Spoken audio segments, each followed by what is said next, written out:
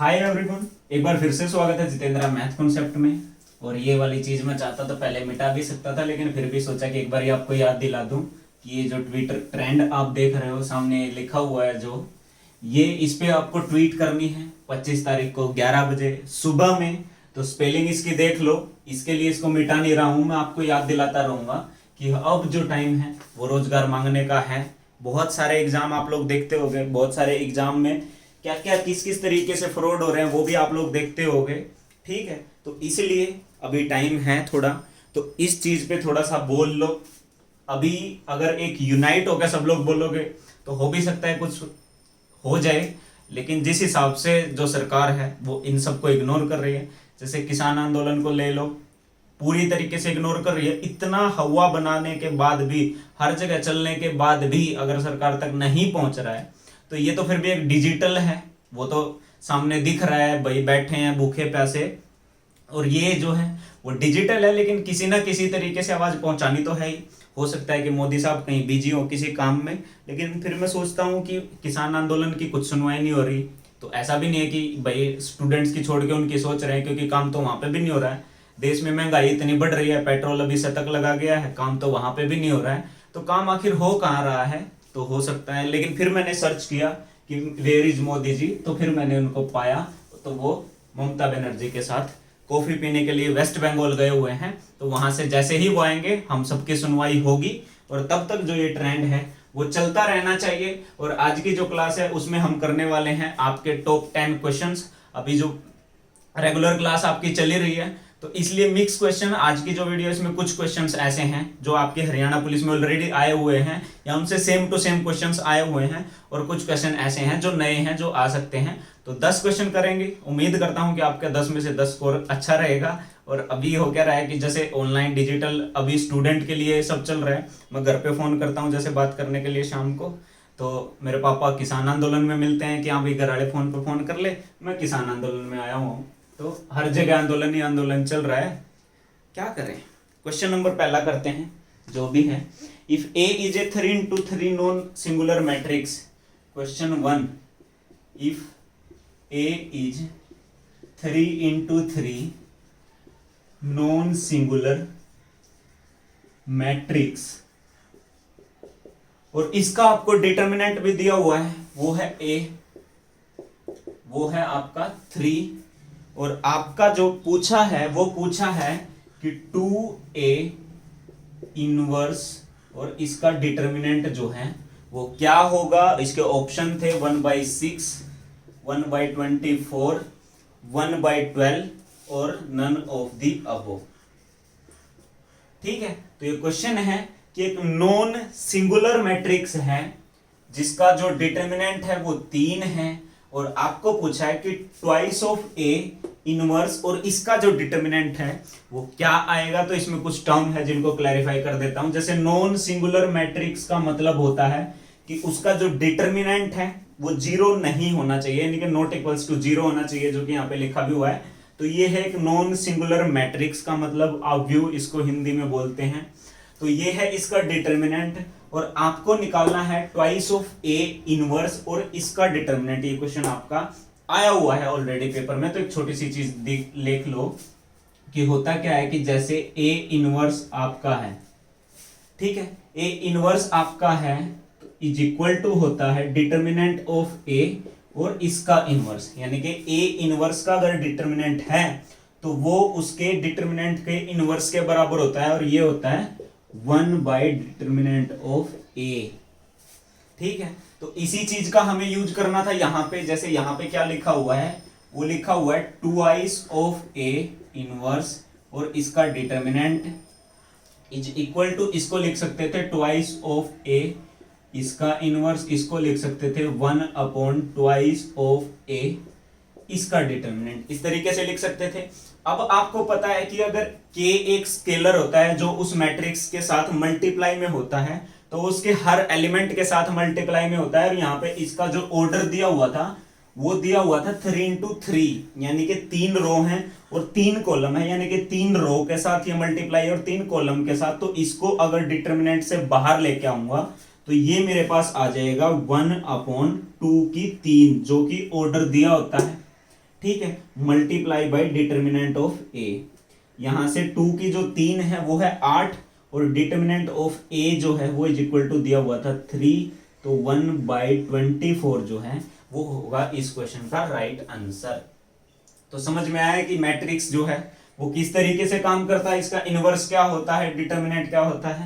उम्मीद है कि आपको पता होगा, इसकी कुछ वीडियोज हमने की हैं। फिर भी अगर इसमें दिक्कत परेशानी आपको कुछ आ रही है तो आप कमेंट कर सकते हैं, इसको फिर से 2-3 वीडियो में कंप्लीट कर सकते हैं अगर आपको मैट्रिक्स में कोई प्रॉब्लम आ रही है, ठीक है। अदरवाइज इसके प्रैक्टिस सेट में इसके जो क्वेश्चंस हैं उनको ऐड कर ही रहे हैं। तो आज की क्लास का जो सेकंड क्वेश्चन है वो आपके सामने लिख देता हूं। The number of possible outcomes when a coin is tossed 5 times. एक कॉइन है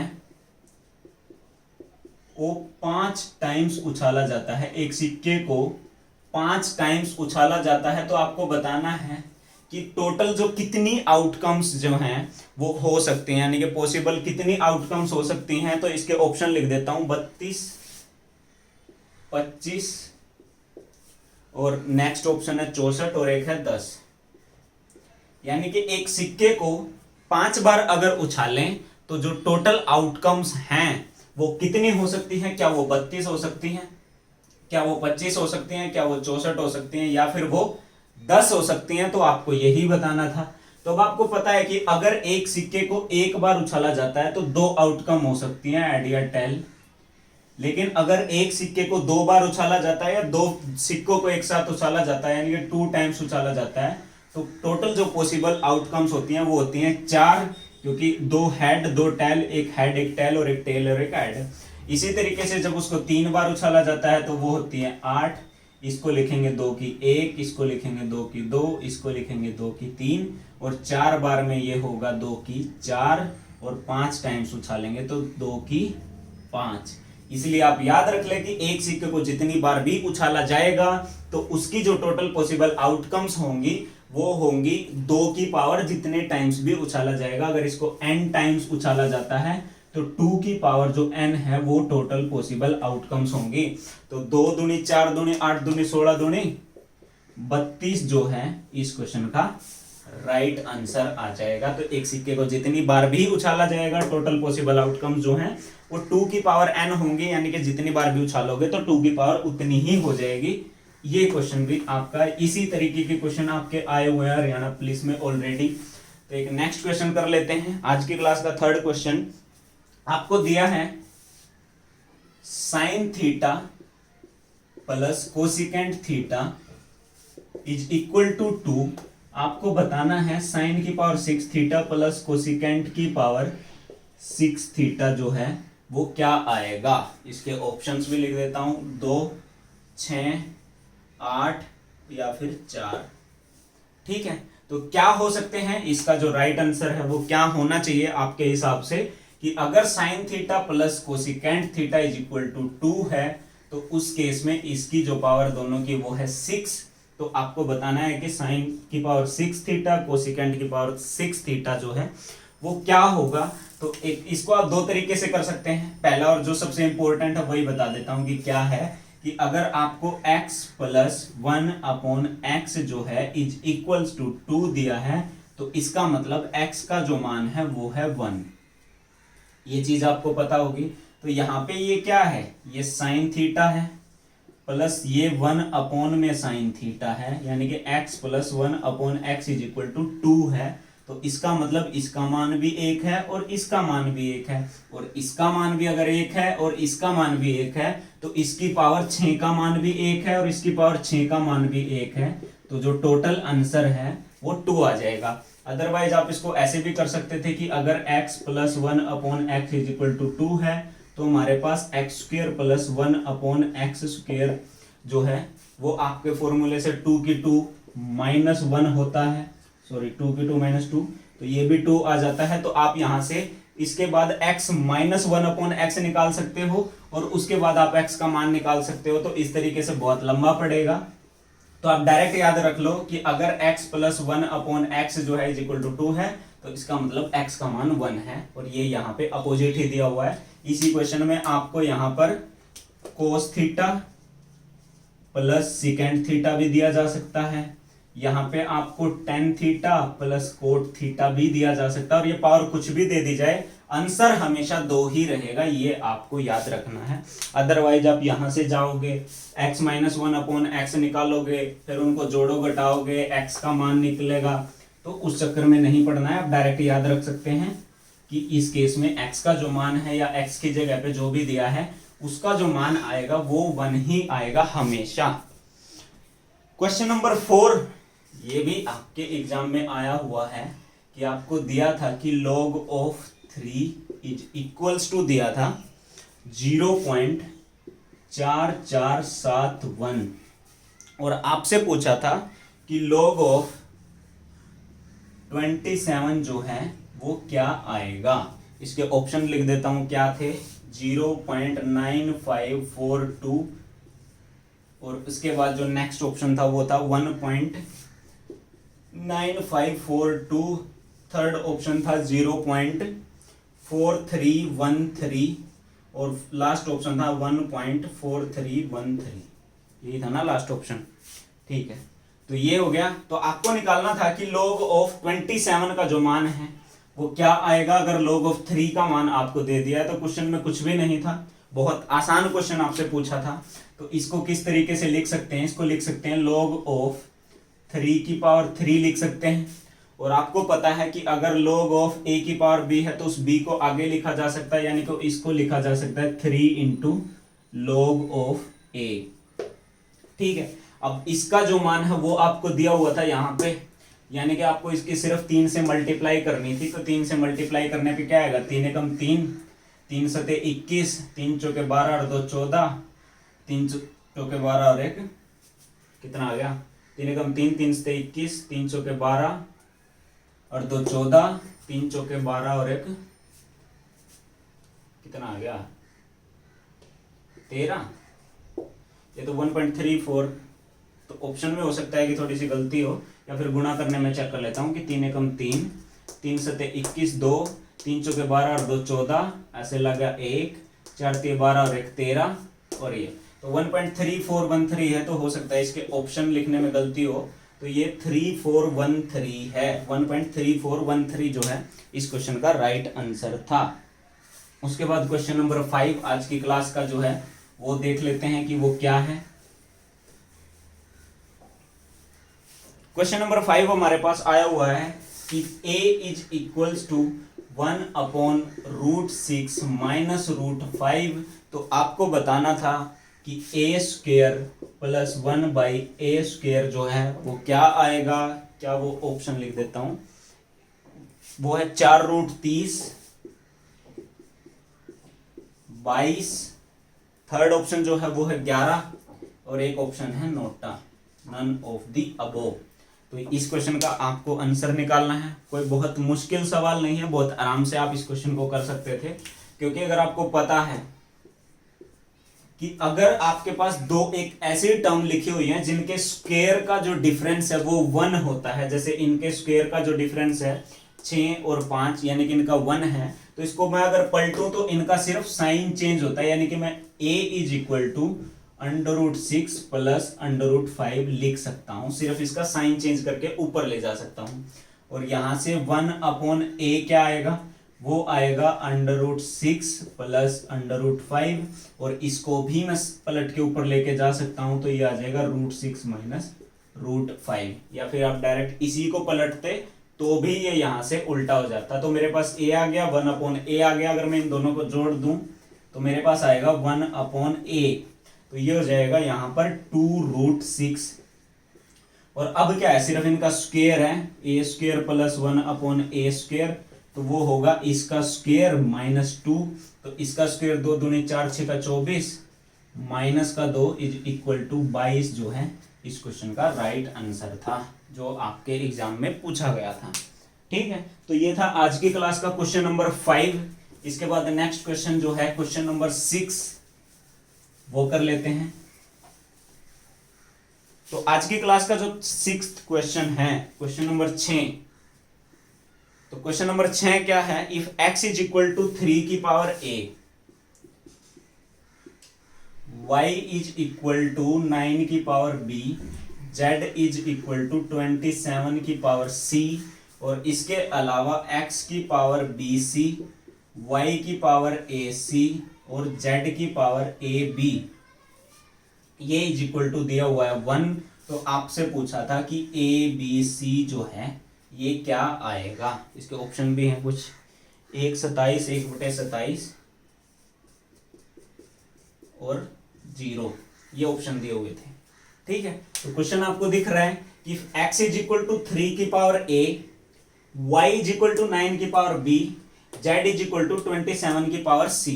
इसको अगर मैं लिखूं तो इसको मैं 3 का स्क्वायर करके ऐसे लिख सकता हूं कि ये 3 की पावर 2b है। इसको मैं 3 की क्यूब करके 3 की पावर 3c लिख सकता हूं। अब मुझे चाहिए x की पावर bc, यहाँ पे है x, इसकी पावर अगर मैं यहाँ पे bc कर देता हूं तो ये यहाँ पे भी bc हो जाएगी, और अगर ये यहाँ पे bc है तो यहाँ पे y की पावर ac है, तो अगर मैं यहाँ पे y की पावर ac करूं तो यहाँ पे भी ac हो जाएगी पावर। अगर यहाँ पे z की पावर ab है तो वो ab यहाँ पे भी हो जाएगी, और अब इन तीनों की प्रोडक्ट जो है वो 1 के इक्वल है, और इन तीनों का जो बेस है वो सेम है। तो यहाँ से मेरे पास आ जाएगा 3 की power abc twice of abc thrice of abc is equals to 1। ये हो जाएगा 3 और 2 5 और 1 6 abc, 3 की power 6 abc is equal to 1, और 3 की अगर कुछ पावर है और वो इज इक्वल टू 1 दिया हुआ है तो इसका मतलब ये जो है वो इज इक्वल टू 0 होगा, ये तभी 1 आ सकता है। तो यहाँ से मेरे पास 6 abc इज इक्वल टू आ गया 0, तो यहाँ से abc इज इक्वल टू 0 है, क्योंकि 6 तो 0 हो नहीं सकता, तो abc ही हमारा 0 है।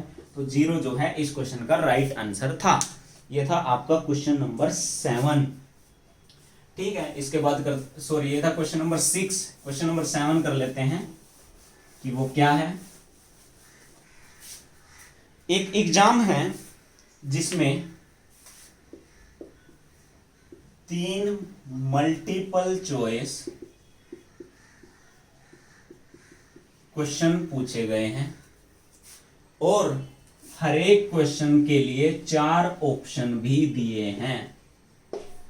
ठीक है, क्वेश्चन समझ में आया कि एक क्वेश्चन है, एक एग्जाम है जिसमें 3 मल्टीपल चॉइस क्वेश्चंस हैं। ठीक है, और हर क्वेश्चन के लिए 4 ऑप्शंस भी अवेलेबल है। अगर ये इंग्लिश में होता तो ये गलत हो जाता, क्योंकि अगर 4 है तो ये ऑप्शंस होना चाहिए। ठीक है, तो हर क्वेश्चन के लिए 4 ऑप्शन है। तो आपसे पूछा है कि how many ways a student can fail to attempt all correct answers. आपको बताना है कि एक स्टूडेंट है कोई जिसके आपको सारे के सारे क्वेश्चन सही नहीं करवाने हैं। तो ऐसे कितने तरीके हैं जिससे उसके जो सारे क्वेश्चन सही ना हो। तो इसके लिए ऑप्शन लिख देता हूं कि 11, 12, 27 और 63। ठीक है, आपको उसके सारे के सारे क्वेश्चंस जो हैं वो सही नहीं होने चाहिए। इतना सा बताना है कि ऐसे कितने तरीके हैं कि उसके सारे क्वेश्चन सही ना हो। एक क्वेश्चन के लिए 4 ऑप्शन हैं, तो इसकी सबसे पहले मैं आपसे पूछूं कि टोटल आउटकम क्या क्या हो सकती है। तो यहाँ पे 3 क्वेश्चंस हैं, एक क्वेश्चन के 4 ऑप्शन हैं, यानी कि पहले क्वेश्चन के लिए 4 ऑप्शन हो गए, फिर दूसरे क्वेश्चन के लिए 4 ऑप्शन हो गए, फिर तीसरे क्वेश्चन के लिए 4 ऑप्शन हो गए। तो मेरे पास जो टोटल आउटकम्स हैं वो हैं 64। और यहां से आपको पता है कि एक ही ऐसा तरीका हो सकता है जिसमें उसके सारे के सारे तीनों के तीनों क्वेश्चन सही हो। बाकी जो जितने भी तरीके हैं उसमें 1 या 2 या 3 क्वेश्चन उसके गलत होंगे ही होंगे, क्योंकि अगर सारे करेक्ट हैं वो एक ही तरीका हो सकता है। क्योंकि अगर 4 ऑप्शन है, मैं मान लेता हूं मैं पहले तीनों ए जो है वो सही आंसर है, तो एक ही बार हो सकता है कि वो तीनों ए दे दे, बाकी में हर बार अलग अलग ही होगा। 4, हाँ ठीक है, 3 क्वेश्चन है। तो यहां से सिर्फ एक तरीका ऐसा हो सकता है कि जिसमें वो सारे के सारे क्वेश्चन का सही जवाब दे दे, और अगर मैं उस एक तरीके को इसमें से घटा दूं तो ये मेरे पास आ गया वो तरीके जिससे वो उसको फेल हम करवा सकते हैं। यानी कि उस एग्जाम में 63 ऐसी आउटकम है 64 में से जिसमें वो सारे क्वेश्चन सही करने में फेल होगा, और एक ही तरीका ऐसा है कि जिसमें वो सारे क्वेश्चन सही कर सकता है। तो टोटल जो हमारा आंसर आया वो है 63, यानी कि एक वो वाली आउटकम घटा दी हमने जिसमें उसके सारे के सारे जो क्वेश्चंस हैं वो सही थे, क्योंकि हमें जो सारे क्वेश्चंस हैं वो सही नहीं करवाने के लिए पूछा था। ठीक है, तो इसके बाद करते हैं क्वेश्चन नंबर 8। तो क्वेश्चन नंबर 8 में हमारे पास है कि 1 root of the cubic equation, एक क्यूबिक इक्वेशन दी हुई है क्वेश्चन नंबर 8, और वो क्यूबिक इक्वेशन क्या है 4x की cube plus 20x square minus 23x plus 6। ये क्यूबिक इक्वेशन है। इसका जो 1 रूट है, एक रूट दिया हुआ है इसका ऑलरेडी, और वो रूट दिया हुआ है हमें -6। आपको बताना है कि इसके जो बाकी के 2 रूट हैं, बाकी के जो दोनों मूल हैं या फिर रूट हैं वो क्या होंगे। इसके ऑप्शन लिखे हुए हैं। ऑप्शन है 1 और -1, सॉरी 1 और -1/2, 1/2, 1/2। थर्ड ऑप्शन है -1/2 और 1/2, और एक ऑप्शन है 1/2 और -1। ठीक है, तो आपको ये क्यूबिक इक्वेशन दी हुई थी जिसका एक रूट, एक मूल आपको दिया हुआ था जो है -6। आपको बताना था कि इसके जो बाकी के मूल हैं, बाकी दोनों रूट जो हैं वो क्या होंगे। तो अब आपको पता है कि सम ऑफ रूट्स जो है वो होता है alpha plus beta plus gamma, और वो इसमें क्या आएगा वो होगा -20 जो x स्क्वायर के साथ है डिवाइड बाई 4, यानी कि -5। तो यहां से इनमें से मैं कोई भी एक मान लेता हूं कि ये जो गामा साहब है ये है हमारा -6। तो यहां से मेरे पास अल्फा प्लस बीटा जो है वो क्या आएगा, -6 उस साइड जाके जुड़ेगा, यानी कि +1 आ जाएगा यहां से। और मुझे पता है कि अगर मैं इनकी प्रोडक्ट निकालूं अल्फा बीटा और गामा जो है, जो कि ऑलरेडी दिया हुआ है -6, तो वो होगा plus minus plus minus, sorry यहां पे पूरा लिखा हुआ है इसको, 4x की cube plus 20x square minus का 23x प्लस 6। ठीक है, 4x की cube 20x square minus 23x plus 6, तो वो होगा यहाँ पे प्लस माइनस, यानी कि -6 डिवाइड बाई 4, ये हो जाएगा -3/2। तो यहाँ से इस 6 से, क्योंकि इस -3 से इसको मैं काटूंगा तो ये 2 पे कट जाएगा, तो यहाँ से अल्फा बीटा जो है वो आ जाएगा 1/4। अब मेरे पास सम है अल्फा बीटा = 1 और प्रोडक्ट है 1/4। तो यहां से मेरे पास ऐसा कौन सा ऑप्शन है जिनका जो जोड़ है वो 1 है, उनकी प्रोडक्ट है 1/4 है, तो ये है वो ऑप्शन 1/2 और 1/2। तो इस तरीके से कर सकते हैं। हालांकि मैं पर्सनली चाहता हूं कि HSSC अगली बार जब इस क्वेश्चन को पूछे तो उसमें ये चीज भी ना दी हो, उसमें आपसे पूछे कि तीनों के तीनों रूट क्या है, तब ये क्वेश्चन और बहुत खतरनाक हो सकता है। लेकिन कांस्टेबल में ना पूछे, वो पूछे आपसे SI के लिए। ठीक है, SI में अगर ये क्वेश्चन आए मेरे हिसाब से तो उसमें वो 1 रूट भी नहीं दिया होना चाहिए, तब आपको पता होना चाहिए कि इसको जो है कैसे निकालेंगे। वैसे इस क्वेश्चन को एक और तरीके से भी निकाल सकते हैं। अगर आपको इस तरीके से कभी ऐसे प्रॉब्लम हो और आपको ये चीजें अगर नहीं आती हैं तो आप कमेंट करें कम से कम कि अगर इसका एक भी रूट ना दिया हो तो किस तरीके से सारे के सारे रूट जो हैं वो निकाले जा सकते हैं। एटलीस्ट आप पूछो, क्वेश्चन पूछने का आपका अधिकार है, आपको पूछने चाहिए। एक और तरीके से बता देता हूं कि अगर आपको ऐसे कभी तकलीफ हो तो आप कैसे कर सकते हो कि इसका एक रूट जो है -6 है, इस इक्वेशन का एक रूट जो है वो -6 है। इसका मतलब x प्लस 6 जो है इस इक्वेशन का एक फैक्टर होगा, क्योंकि x प्लस 6 = 0 पुट करने से यहां से x का जो मान है -6 आ रहा है, एक रूट जो ये है, तो इसका साइन चेंज किया तो x प्लस 6 इसका एक रूट होगा, तभी ये यहां पे आया है, सॉरी इसका एक फैक्टर होगा। तो आप क्या कर सकते हो, इस इक्वेशन को x प्लस 6 से डिवाइड कर दो, इस इक्वेशन को डिवाइड करने के बाद जो भागफल आएगा, क्योंकि ये है सिंगल x प्लस 6 x की पावर 1 है यहाँ पे, और यहाँ पे है x की पावर 3, तो इसका जो भागफल आएगा उसमें जो पावर होगी x की वो होगी 2, यानी कि वो एक क्वाड्रेटिक इक्वेशन में बन के आ जाएगा।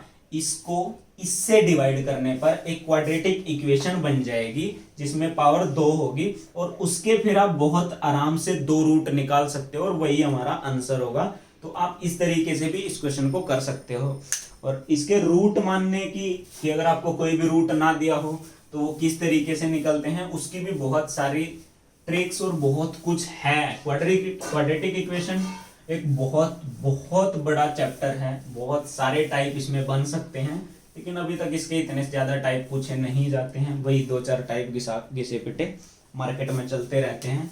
तो क्वेश्चन नंबर 9 हमारे पास है कि आपको दिया है find the equation of a line, find the equation of a line parallel to दिया है 3x minus 4y minus 5 is equals to 0 and a unit distance from it। तो आपको बताना है उस लाइन की समीकरण आपको ज्ञात करनी है जो इस वाली लाइन के पैरेलल है और इससे यूनिट इकाई यानी कि एक इकाई दूर है सिर्फ, यानी कि अगर ये लाइन यहां पे है तो दूसरी एक लाइन यहां पे है, इनके बीच की जो दूरी है वो 1 है। तो आपको बताना है कि वो जो दूसरी लाइन है, इसकी तो आपको दी हुई है, तो आपको बताना है कि उस दूसरी लाइन की जो इक्वेशन है वो क्या होगी।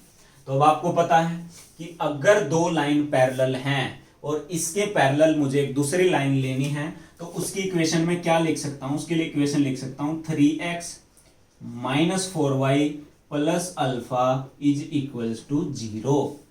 ये इसकी फाइनल इक्वेशन नहीं है, लेकिन अगर आपको इसके पैरेलल एक लाइन लेनी है तो 3x minus 4y plus alpha is equal to 0 आपको लेनी है, और इस अल्फा का मान ढूंढना है, तभी ये इक्वेशन पूरी होगी, क्योंकि ये तो हमने अभी अपने हिसाब से माना ही है कुछ भी। ठीक है, तो इस तरीके से अब आपको निकालना है, और ये इसलिए क्योंकि अब आपको पता है कि समांतर अगर लाइन होती है तो इसका और इसका रेशो इसका रेशो बराबर होता है, तो इसीलिए आपको अब बताना है कि इस अल्फा का मान क्या है, तो फिर उस अल्फा के मान को हम यहाँ पे रख सकते हैं।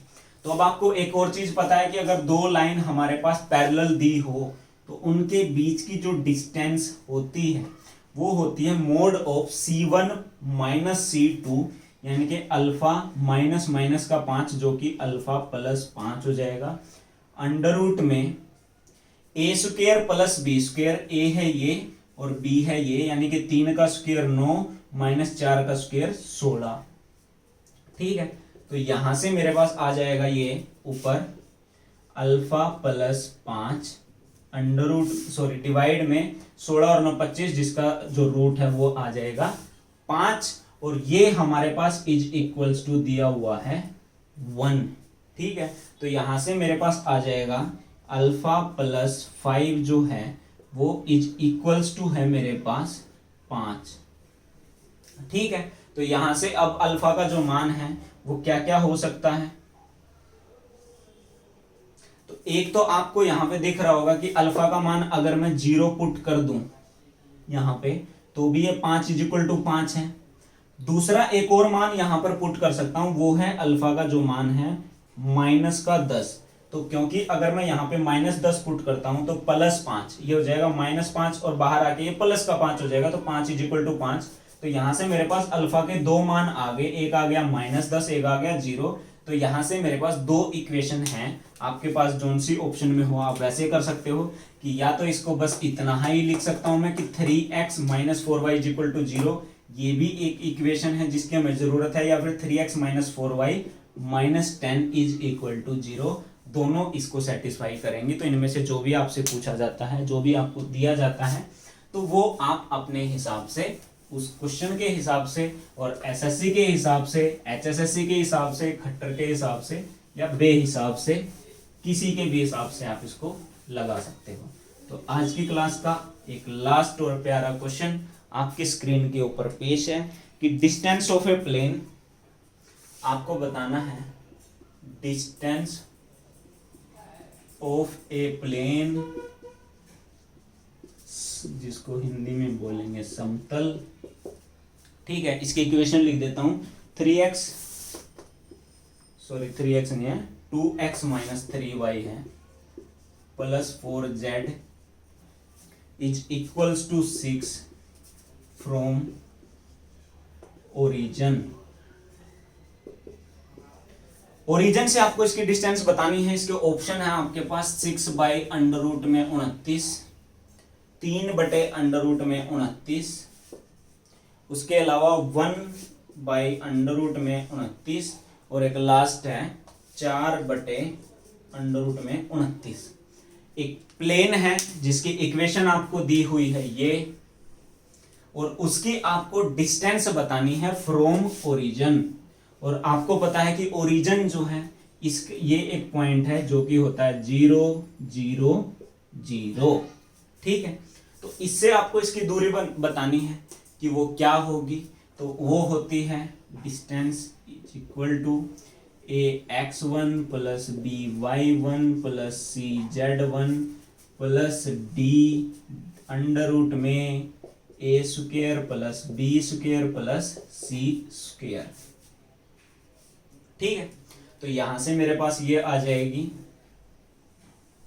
क्योंकि अब आपको पता है कि x1 y1 z1 जो है वो इज इक्वल टू 0 है, तो इनकी आप इनके साथ मल्टीप्लाई करोगे तो ये तो ऑलरेडी 0 ही हो जाएगा। तो मेरे पास खाली d आना है, और वो d क्या है, यहाँ पे इसको मैं -6 इज इक्वल टू 0 लिख सकता हूँ, या खाली 6 भी लिखता है क्योंकि मोड है तो कोई फर्क नहीं पड़ता। तो यहाँ से मेरे पास आ जाएगा -6 मोड में, अंडर रूट में 2 का स्क्वायर 4, 3 का स्क्वायर 9 प्लस 4 का स्क्वायर 16, तो 16 और 9 25 और 4 29, तो ये आ जाएगा 6/√29 जो है इस क्वेश्चन का राइट आंसर आ जाएगा। ठीक है, तो ये थे आज की क्लास के 10 क्वेश्चंस। इसके अलावा आपको यह याद रखना है,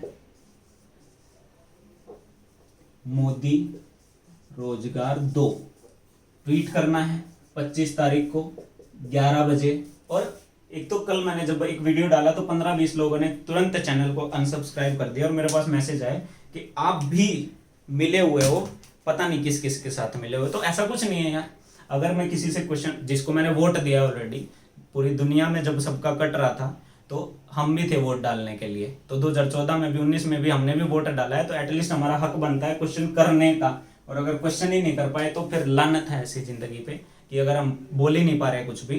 तो भक्त बनो, अंधभक्त मत बनो। जो भी है, जिन चीजों पे आप सरकार की तारीफ करते हो, तो अगर कुछ गलत हो रहा है तो उस पर आपको बुराई करने का भी पूरा हक है, और इतना तो जिगरा होना भी चाहिए आपके अंदर कि आप बोल सको। तो बाकी आपकी मर्जी है। तो अगर किसी को लगता है कि मैं ऐसे कोई पार्शलिटी कर रहा हूँ तो अपने विचार अपने पास रखें, मुझे मत दें। तो इसके साथ मिलते हैं नेक्स्ट वीडियो में, नेक्स्ट प्रैक्टिस सेट के साथ। तब तक अपना ख्याल रखें, जुड़े रहें चैनल के साथ, वीडियो को लाइक जरूर करके जाएं, और मिलते हैं फिर। Bye bye, take care.